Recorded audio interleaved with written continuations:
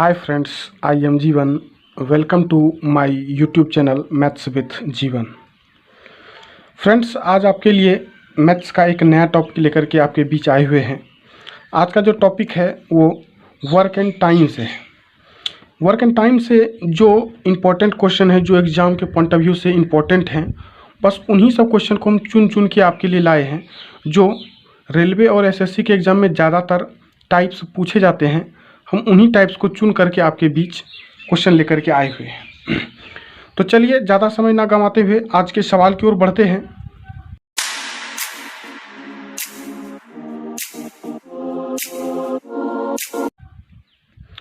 तो देखिए, आज का पहला सवाल है, ए और बी किसी कार्य को क्रमशः 10 और 20 दिनों में पूरा करें।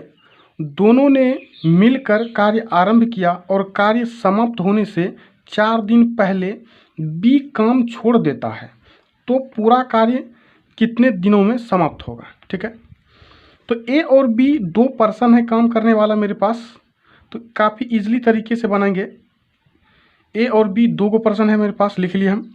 एक काम को करता है 10 दिनों में, तो ए के सीधे में हम 10 लिख लिए। बी करता है काम को 20 दिनों में, तो बी के सीधे में 20 लिख लिए। और 10 और 20 का एलसीएम ले लेते हैं। अब 10 और 20 का एलसीएम कितना होता है, 20 ही ले लिए। अब जो एलसीएम आता है इसी को हम अपना कुल कार्य मानते हैं। 20 एलसीएम आया तो 20 कार्य हमारा टोटल काम करने के लिए 20 है। मतलब ये आप इस तरह से कह सकते हैं कि अगर ईंट ही ढोना है, ईंट ढो के उठा के एक जगह से दूसरी जगह लेकर के जाना है, तो कुल 20 को ईंटा उठा करके एक जगह से दूसरी जगह लेके जाना है।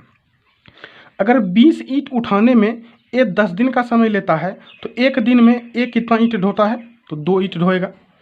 अगर 20 ईंट ढोने में बी 20 दिनों का समय लेता है, तो एक दिन में एक ईंट ढोता है। यहाँ तक बात समझ में आ गई आपको।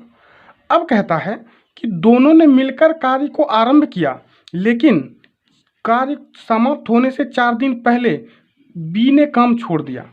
अब देखिए कि कितने दिन दोनों ने मिलकर साथ में किया है, ये बात आपको नहीं पता है, लेकिन ये बात पता है कि बी ने अपना काम 4 दिन पहले छोड़ दिया, कार्य समाप्त होने से 4 दिन पहले छोड़ दिया है। तो बी एक दिन में एक काम करता है, मतलब कि अपना 4 दिन का काम छोड़ के गया है, मतलब अपना 4 काम छोड़ के गया है। तो 4 काम अपना वो छोड़ के अगर गया है, तो ये कार्य का भार इसके ऊपर बढ़ेगा, ए के ऊपर, क्योंकि एक कार्य पे लगातार बना हुआ रहा है। तो कुल कार्य अब मिल करके हो गया 24। और अब दोनों ने मिलके कार्य को आरंभ किया था, तो दोनों को जोड़ेंगे, 2 1 3 काम करता है दोनों ने मिलके एक दिन में, तो पूरा कार्य करने उसको समय लगेगा 24/3, मतलब कि 8 दिन। तो बिल्कुल इजी है। इसी तरीके से हम एकदम छोटे छोटे तरीके से सवाल को करेंगे, और ऐसे ही आसान और सिंपल तरीका ट्रिप्स एंड टिप्स सीखने के लिए आप हमारे चैनल को निरंतर विजिट कीजिए एवं हमारे चैनल को सब्सक्राइब कर लीजिए, ताकि मैं जो भी वीडियो अपलोड करूं वो आपको सीधा नोटिफिकेशन प्राप्त होते रहे। और दोस्तों के बीच शेयर ज़रूर करें, ताकि जो दोस्त क्लास नहीं कर पा रहे हैं वो इन वीडियो को देख करके अपना ज़रूरत पूरा कर सकें। तो चलिए अगले सवाल की ओर बढ़ते हैं। अगला सवाल है, ए और बी किसी कार्य को क्रमशः 10 दिनों और 20 दिनों में पूरा कर सकता है। यदि दोनों ने 5 दिन तक साथ कार्य किया, उसके बाद एक कार्य छोड़कर चला जाता है, तो शेष कार्य कितने दिनों में बी पूरा करेगा। मतलब ये कि ए और बी दो पर्सन है एक काम को करने वाले। ए अकेला करता है तो कार्य को 10 दिनों में कर लेता है, बी अकेला करता है तो कार्य को 20 दिनों में पूरा कर लेता है। तो पहला काम हमारा होता है इन दोनों का एलसीएम लेना, तो दोनों का एलसीएम हम 20 ले लिए। फिर पिछले सवाल की तरह ही जो एलसीएम आता है वही हमारा कुल कार्य होता है, तो 20 आया मेरा एलसीएम, तो यही है हमारा कुल कार्य। तो 20 कार्य को करने में ए यदि 10 दिन का समय लेता है, तो एक दिन में 2 कार्य करता है। 20 कार्य को करने में बी अगर यदि 20 दिन का समय लेता है, तो एक दिन में एक कार्य करता है। अब कहता है कि दोनों ने मिलकर 5 दिनों तक साथ कार्य किया, तो दोनों एक दिन में इसने 2 काम, एक दिन में इसने 1 काम, तो दोनों मिलके करेगा, तो एक दिन में 2 1 3 काम करेगा, और 5 दिनों तक दोनों ने साथ में कार्य करेगा। तो एक दिन में 3 काम करता है, तो 5 दिन में 5 इंटू 5 इंटू 3 15 कार्य दोनों ने मिलकर 5 दिनों में समाप्त कर लिया। कुल कार्य था करने के लिए 20, उसमें से 15 कार्य दोनों ने मिलकर 5 दिनों में पूरा कर लिया है। तो 20 में से 15 कार्य हो चुका है, शेष कार्य बचा हुआ है 5 करने के लिए। और तो शेष कार्य क्या कहता है आपको, तो शेष कार्य कितने दिनों में बी पूरा करेगा। बी को पूरा करना है शेष कार्य को, तो बी एक दिन में एक कार्य करता है और कार्य शेष बचा हुआ है 5 करने के लिए। उसको समय कितना लगेगा, एक दिन में एक काम, तो 5 काम करने में उसको 5 दिन का समय लगेगा। तो शेष कार्य बी 5 दिनों में पूरा करेगा। हमारा आंसर हो गया 5। ठीक है, बिल्कुल इसी तरीके से इजी तरीके से आपको सवाल बनाना एकदम बिल्कुल ये नया तरीका है।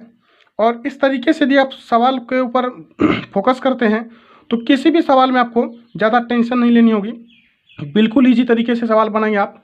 तो चलिए अगले सवाल की ओर बढ़ते हैं। अगला सवाल है, राम किसी कार्य को 24 दिनों में पूरा कर सकता है। श्याम जो कि राम से 20% अधिक दक्ष है, उस कार्य को कितने दिनों में पूरा करेगा। उस कार्य को कितने दिनों में पूरा करेगा। ठीक है,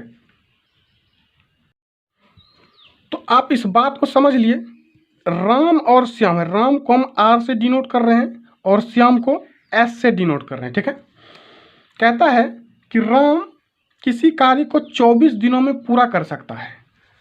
श्याम जो कि राम से 20% अधिक दक्ष है। इस दक्ष का मतलब समझ रहे हैं, आपसे हम 20% अधिक काम करने का क्षमता रखते हैं एक बार में या एक दिन में, जिसमें या 1 घंटा, जिसमें भी हम गिनेंगे आप दोनों की क्षमता के बीच में। ठीक है, तो 20% अधिक दक्ष है, मतलब कि आपसे 20% ज़्यादा हम काम कर सकते हैं। ठीक है, उस काम को कितने दिनों में कहता है कि श्याम कर लेगा। ठीक है, तो यहाँ देखिए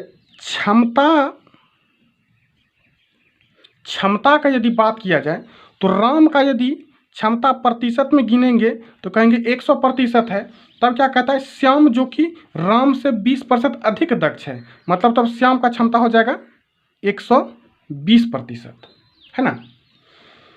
तब देखिए अगर क्षमता का अनुपात इस तरह से है, तब यदि हमको समय का अनुपात लाना है, क्षमता का अनुपात मेरे पास दिया गया है और समय का अनुपात हमको चाहिए, तो क्या करते हैं, उल्टा देते हैं इसको। मतलब ये कि 120% जो है ये आ जाएगा राम के पास और 100% जो है वो चला जाएगा श्याम के पास। यानी कि समय का जो अनुपात हो जाएगा 120% अनुपात में 100%, है ना। तब देखिए आपको राम का समय दिया गया है, 20 दिन समय लेता है राम, और राम का प्रतिशत में समय है 120%। तो मतलब आप कह सकते हैं कि इस 120% का वैल्यू क्या है, 24 दिन। आपको चाहिए कि श्याम कितने दिनों में कार्य को पूरा करेगा, मतलब ये कि आपको 100% का वैल्यू चाहिए। तो आप कहेंगे यहाँ से 100% बराबर तब 24/120 इंटू 100, है ना। तो 24 पंचे 120, 20 पंचे 100, मतलब ये कि श्याम उस कार्य को 20 दिनों में पूरा करेगा। ठीक है, तो चलिए अगले सवाल की ओर बढ़ते हैं फिर। तो सवाल है, ए तथा बी मिलकर एक कार्य 12 दिन में समाप्त कर सकते हैं, जबकि बी तथा सी 16 दिनों में समाप्त कर सकते हैं।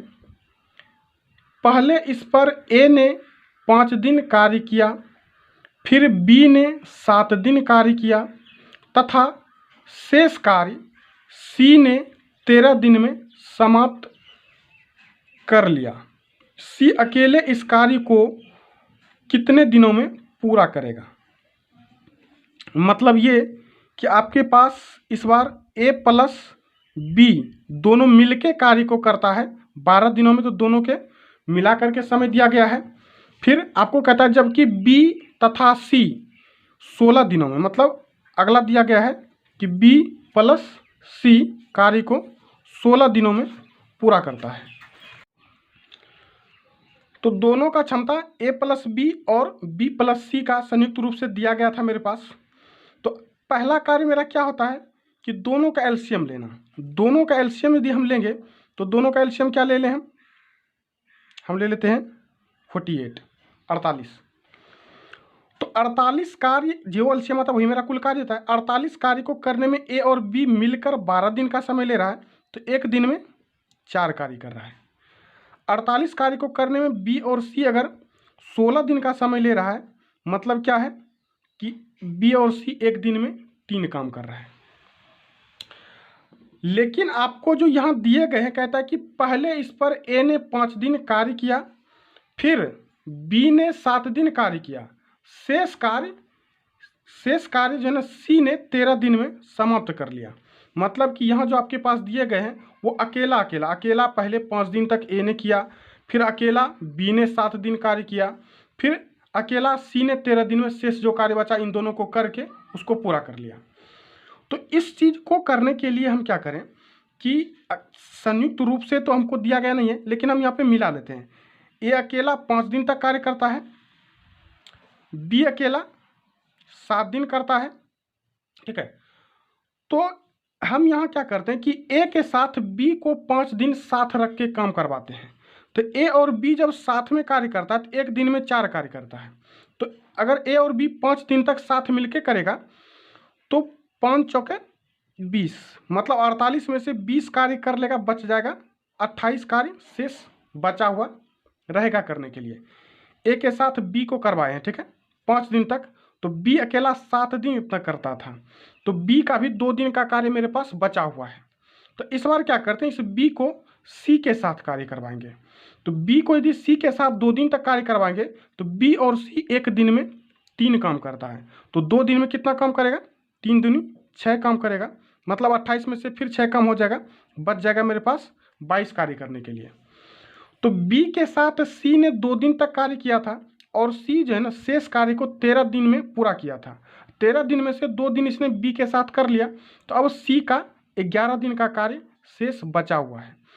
तो 11 दिन में यदि सी 22 काम करता है तो एक दिन में तब कितना काम करता है, तो 22 में हम 11 से भाग देंगे, मतलब कि सी एक दिन में 2 कार्य करता है।